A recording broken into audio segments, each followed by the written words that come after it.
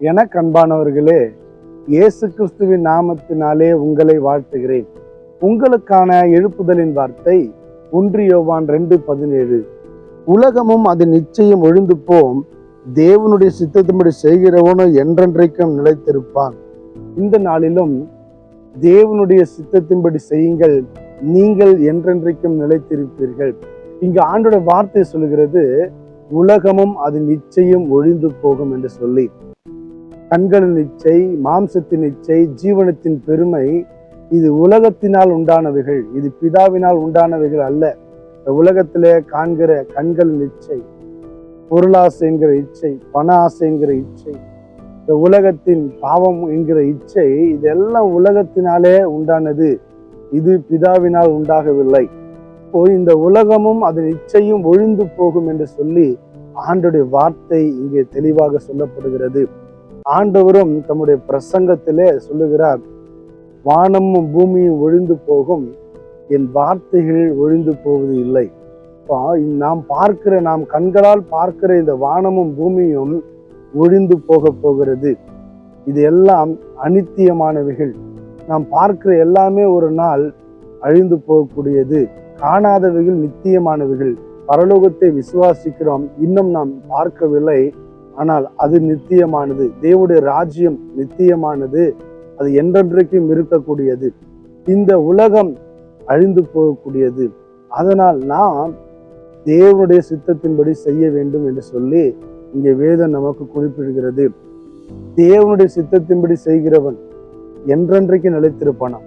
இப்போ தேவனுடைய சித்தத்தை யார் செய்கிறார்களோ அவர்கள் தேவனுடைய ராஜ்யத்திலே என்றென்றைக்கும் யுக யுகமாய் காலங்காலமாய் முடிவே இல்லாத நாட்களாய் தேவனுடைய ராஜ்யத்துல நிலைத்திருப்பார்கள். அவருடைய ராஜ்யத்துக்கு முடிவிராது, என்றென்றைக்குமே அவரோடு கூட இருக்க போகிறோம். யார்? தேவனுடைய சித்தத்தின்படி செய்கிறவர்கள் தான் தேவனுடைய ராஜ்யத்திலே நிலைத்திருப்பார்கள். நீங்கள் பரிசுத்தமாக வேண்டும் என்பது தேவனுடைய சித்தமா இருக்கிறது. நீங்களும் நானும் பரிசுத்தமாக மாற வேண்டும். அவருடைய குமாரனை நம்ம விசுவாசிக்கும் போது நாம் நித்திய ஜீவனை அடைகிறோம்.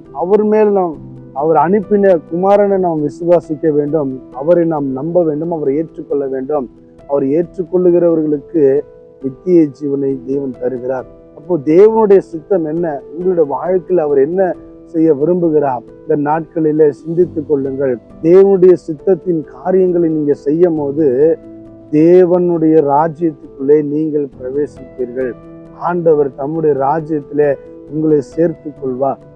மத்தேயு 7:21 ஆண்டவர் சொல்லுகிறார், பரலோகத்தில் இருக்கிற என் பிதாவின் சித்தத்தின்படி செய்கிறவனே பரலோக ராஜ்யத்தில் பிரவேசிப்பான், அல்லாமல் என்னை நோக்கி கர்த்தாவே கர்த்தாவே என்று சொல்லுகிறோம் அதில் பிரவேசிப்பது இல்லை என்று சொல்லுகிறார்.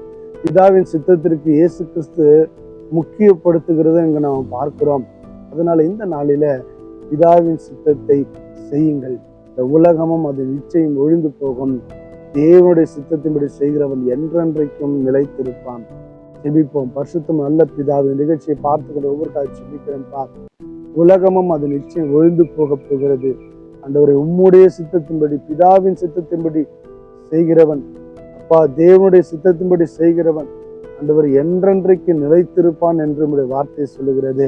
இந்த நாளில் ஆண்டவர் நிகழ்ச்சியை பார்த்து கொண்டு ஒவ்வொருத்தரும் ஆண்டவர் தேவனுடைய சித்தத்தின்படி செய்து ராஜ்யத்துக்குள்ள பிரவேசிக்க உதவி செய்யும். இயேசு கிறிஸ்து நாமத்தினால பிதாவே, ஆமென். இந்த நாள் இந்த நிகழ்ச்சியை பார்த்து கொண்டிருக்கிற நீங்கள் தேவனுடைய சித்தத்தை செய்யுங்கள், என்றென்றைக்கும் அவருடைய ராஜ்யத்திலே நிலைத்திருப்பீர்கள். God bless you.